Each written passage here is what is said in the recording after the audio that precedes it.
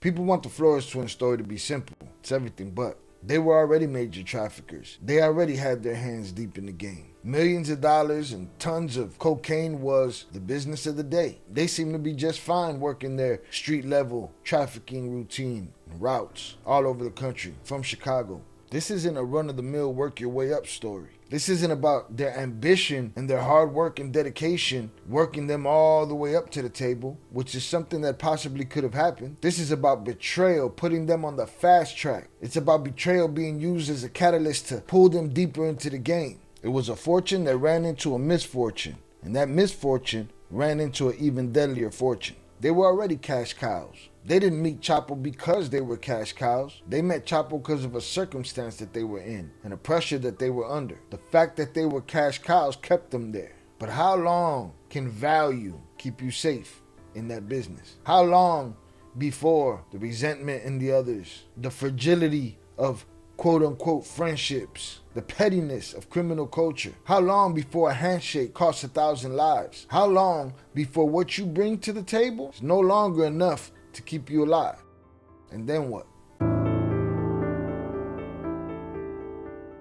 The Flores twins, Peter and Margarito Jr., known as Jay, were born in 1981 in Chicago, Illinois. Sons of Mexican immigrants that migrated to Chicago in 1970, they spent their early years in Little Village, a landmark for Mexican culture in Chicago. They grew up in a house with a loving mother and 5 other siblings and an absentee father who was in prison until they were 7 years old. He was in prison for trying to sell $1 million worth of heroin to an undercover. It's safe to say the Flores twins came up in a family that was deeply engulfed in the drug trade. And at that early age, 7 when their father came home, they became just as entrenched. Their father taught them the game, taught them how to package product, taught them how to manipulate officers and border patrol. We did everything that you could think about when it came to drug dealers, from all the way to the last drop of who was actually going to receive the marijuana back in the state.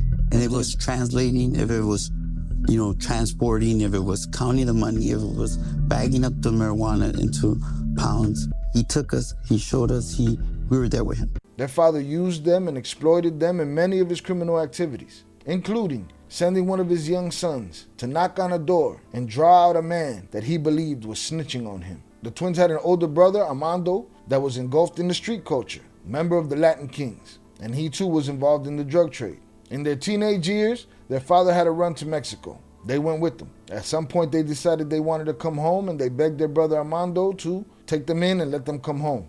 He agreed. They worked at McDonald's. In an example of getting to see exactly how their minds work, they instantly internalized the operation at McDonald's and were able to conform it to what they knew of the drug trafficking business.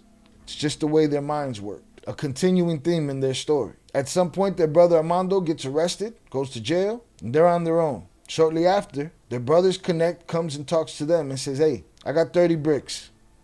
What you want to do?" That night, they moved 30 bricks, their first deal, and asked for another 30, and they were off to the races. 17 years old. They quickly made a name for themselves and built a multi-million-dollar organization, a network covering multiple states across the country, from one major hub to another, an army of employees behind them, and the mentality that they learned at McDonald's. Let's compartmentalize our business and make it so that one monkey don't stop no show. So compartmentalized and every job so separate that one hand doesn't know what the other hand is doing. That way he can't affect the other hand's outcome. They implemented the corporate structure into their business and realized that breakage is a thing and part of the game. Losses were a thing and part of the game. And keeping everybody dedicated and focused on one job was the best way to make sure that one job was done thoroughly.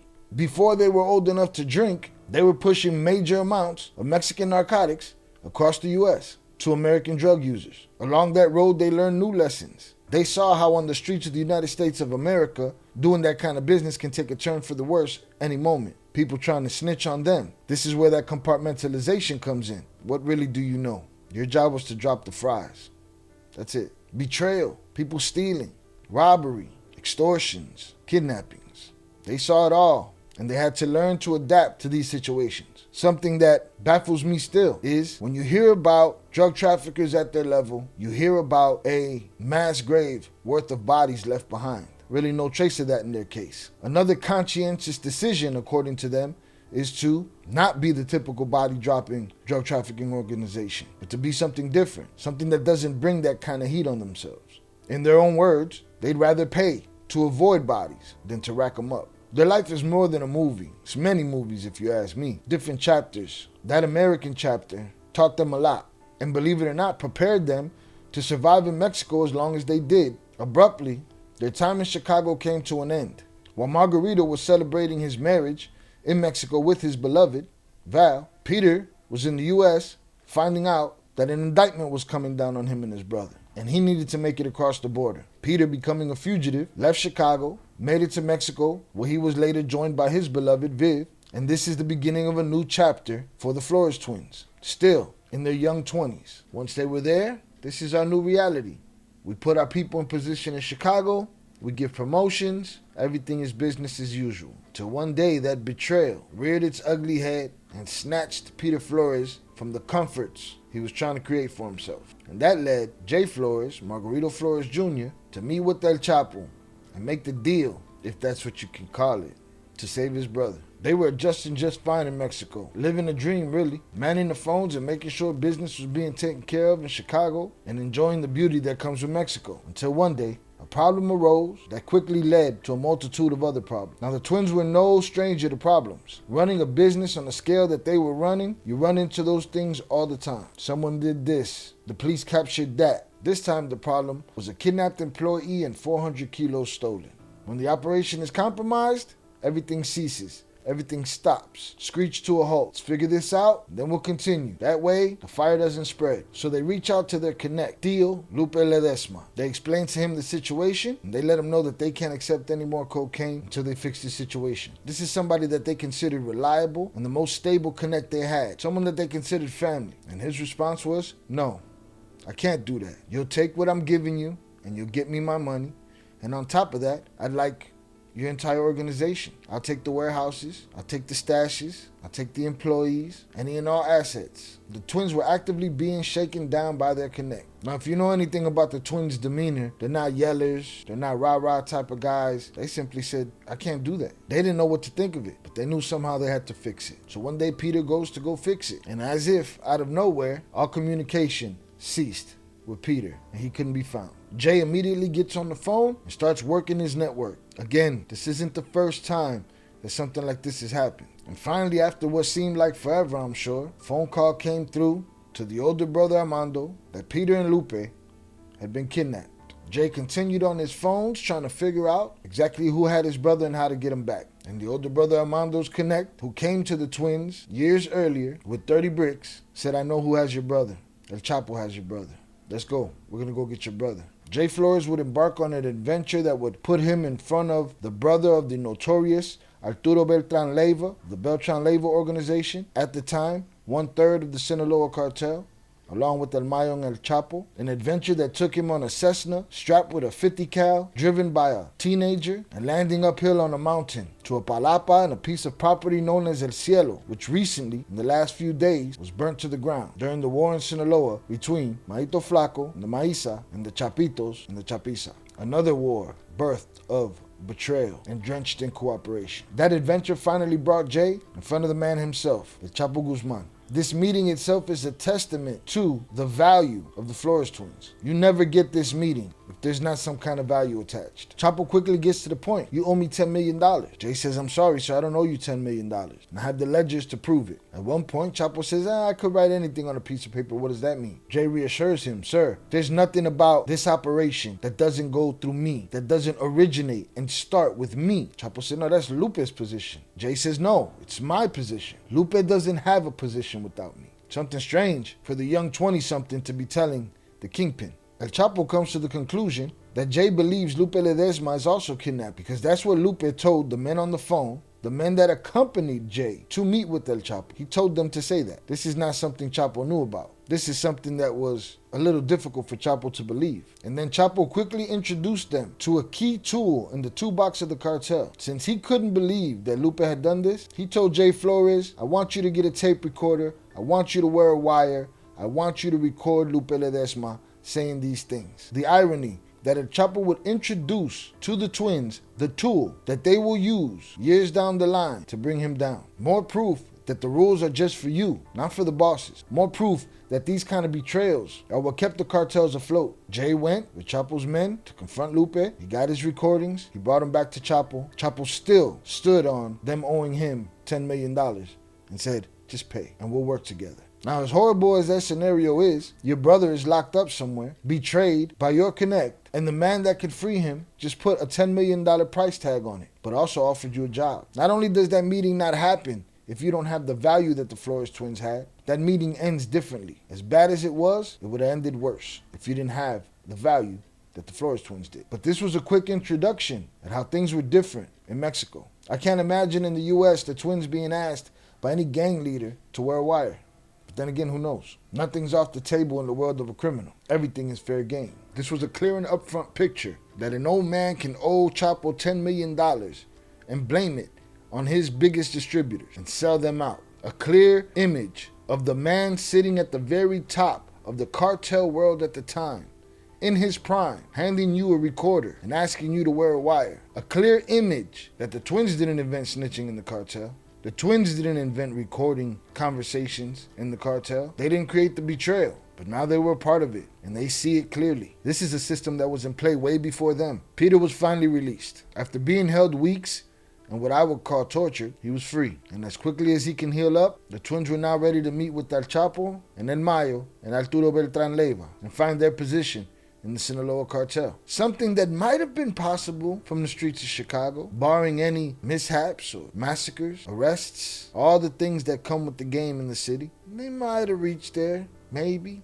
But from a betrayal, their value, them being who they were, granted the opportunity for them to sit at the table, be accepted by the bosses. But they already, very early, very quickly, had a bad taste in their mouth. They were smart enough to understand the fragility of everything. Everything was made out of very thin glass and capable of falling apart at any moment. They knew that in that cartel culture, at any moment, the wrong look, the lack of a handshake, the step on a boot, one slight, one bad joke, one rumor, a lie, anything can lead to something else. They looked around, they saw the other distributors / double duty sicarios, plaza bosses, and this, that, and the other, and they went to El Mayo, El Chapo, and Arturo and made it clear they work for them, not any of these other guys. No middleman. Why? Because look what just happened with the last middleman. He put me on the ringer for $10 million and he put my brother in a basement. After something like that, if you don't adapt quickly, I don't know what to tell you. And adapt they did. And let it be known, we work for you. Had they not had that value, that wish would have never been granted. During their time with the Sinaloa cartel in Mexico, they made money, they made moves, and they saw more examples of how fragile the situation was. Believe it or not, there were more kidnappings, more extortion attempts, and more betrayal between family. Here they are, a U.S. cash cow, at the disposal of the Beltran Leyvas, El Chapo, and El Mayo. And those three men at the twins' disposal. Sounds like a perfect business operation, doesn't it? Sounds like everybody eats. Then betrayal rears its ugly head again. And once again, by people who are considered family, like the Beltran Leyvas and El Chapo. Mochomo, brother of Arturo Beltran Leyva, was captured by the national police. Arturo Beltran Leyva believed Chapo was behind that capture. Now, it's never been confirmed if Chapo actually did turn in Mochomo, but that didn't matter. What mattered is how fragile things were and that the twins saw it. If it wasn't that, it would have been something else. Meanwhile, the twins have been distributing for all three of these factions and being friendly with the workers on all sides. Friends were made. And here they are in a position, once again, where somebody else's problems are affecting them. And they're not choosing sides, but the sides are choosing them. This becomes a problem. Jay Flores speaks of times where he'd be sitting next to someone who's a friend, while someone else on the line that he does business with from another faction says, well, have you seen so-and-so? No. When you see him, you should turn him over to us. The sides were choosing them to kill their own friends, to turn them over. Chapo and Mayo aligned themselves together against the Beltran Leyvas, and both sides were demanding loyalty and betrayal. Where does this leave you? Everybody wants the cash cow, right? With the United States government on their neck and both sides of the cartel that they work for in Mexico holding their war over the twins' heads, you have to take into consideration their age at the time. Understand, all this came to the twins between the age of 17 and 27 years old. Just think about what you were doing between 17 and 27 years old. By this point, they knew the system was a gun, designed to destroy anything and everything it's pointed at. A most literal dog-eat-dog world. They indeed saw the writing on the wall. And one day, Jay happened to see a news piece on Sammy Gravano, where they detailed the deal that he made with the federal government in exchange for cooperation. From my understanding, it was a 5-year deal, with the confession of being involved in 19 murders. See, the Flores Twins were about money. They didn't necessarily crave the power. They didn't crave the violence. And for a lot of people out there, that made them not built for this. I always argue, well, they had to make it there to a position where most people don't get to in order for you to be able to say that. The truth is, the people out there that tend to glorify and praise and cheerlead for senseless violence predicated on power and oppression, you people are weird to me anyway. Watching that news coverage on Sammy Gravano, Jay did what the Flores Twins usually do. They internalize what they see and see how it can be implemented in their business. So what if we can get a sweetheart deal like Sammy? Understanding the system that he was in and the way they played the game, and understanding that the value that he had shifted, and in the train of thought that he was in, his value now was information. He brought it to his brother Peter with pushback, but then Peter was interested, and when Peter was in, the planning stage began. This wasn't the proverbial gun to the head where they're on their way to get you, you make a run for it, and you go serve up information. I often say how much the threat of their lives and their families' lives were at stake, and yes, that is a factor, but the twins themselves will tell me, we not only saw the fall of this, we saw our family being destroyed down the road, and we wanted better for our family. So the same way they put their minds to breaking down the game, they planned and they plotted their escape. Not by some genius method that they came up with all on their own, but with a little help from what they learned from the culture in the cartel, with the tools that they received from the cartel. Now, in a time where cartel bosses were turning in their rivals and their enemies to law enforcement, the twins put their plan into effect. They got word to a lawyer, the lawyer got word to an agent of the United States government, DEA, basically told them, well, you're on your own, figure it out. I'm sure they didn't expect that. I'm sure they'd expect a little bit more assistance from a government that has rewards out on these people. And now the true decision came, whether they were going to commit to what they said they were going to do, but on their own with no help. And they did. And for 9 months, they gathered information and utilized the tactics, specifically the recording tactics, brought to them by El Chapo himself. They saw the math before anyone else did. In their mind, it's we sit around and we wait for them to betray us and turn us over, or we turn ourselves over. As you see today, a lot of the math that they saw is coming to light, and you're seeing juniors and bosses turn themselves in or be apprehended and cooperate. You're seeing the delayed effect of what they knew in 2008. You see the betrayals between factions continuing, escalating into the war that it is today. These are all the things they saw coming. Their case highlights the picking and choosing that people do between who they consider a snitch and who they do not. In this series, we've covered Ovidio, we've covered Joaquin, and we've covered El Chapo. El Chapo, who ushered in betrayal and cooperation in many different ways for many years. Ovidio, a junior who didn't have to get it from the mud, who cooperated and made deals. Joaquin, who turned himself in, betrayed El Mayo, and made deals. Those guys were young men when the twins figured it out. And don't get me wrong, they made a decision to cooperate. They made a commitment to snitch not only on their oppressors, but snitch on their friends. The internet seems to think once you cooperate, you had a choice who you speak on and who you don't. And that's just not the way the thing works. And you could never really truly understand unless you made it to where they made it. It's a very rare position that not many people have reached. When you've reached the top the way they reached the top, what are your choices really? 1, you let the game kill you, take you all the way out, you and your family. 2, you become what's oppressing you, and you eliminate the oppressor. Or 3, when the monster forces you to become something that you never intended to be, cooperation goes from betrayal to escape. And that's what they chose, understanding that there's no honorable exit from the collapse of a dishonorable system. They learned that loyalty quickly subsides. They learned that violence can accelerate over nothing. They learned that no amount of silence can save you. They learned that the recordings were on the table. The setups, the turnovers to law enforcement and federal agencies. What happens when you reach the point where your value, what brought you to the table to begin with, is not enough to keep you alive? It's not enough to keep the walls from closing in on you. In a system where everyone is expendable, where the rules apply to you and not them. And to think, if betrayal wasn't the linchpin in this whole situation, if Peter had never been kidnapped by Lupe, would any of this ever have happened? One thing leads to another, and so on and so on. Eventually they achieved the cooperation crown jewel and got El Chapo recorded on a cell phone conversation. Amigo. ¿Qué dice, oye? ¿Cómo está? Bien, gusto saludarte. ¿Cómo está tu carnal? Todos bien, ¿no? Ve aquí. Lástima que no me tocó verlo el otro día. Era mi hermano. Pero ahí estamos a la orden, ya sabes. Sí, oiga, todo bien.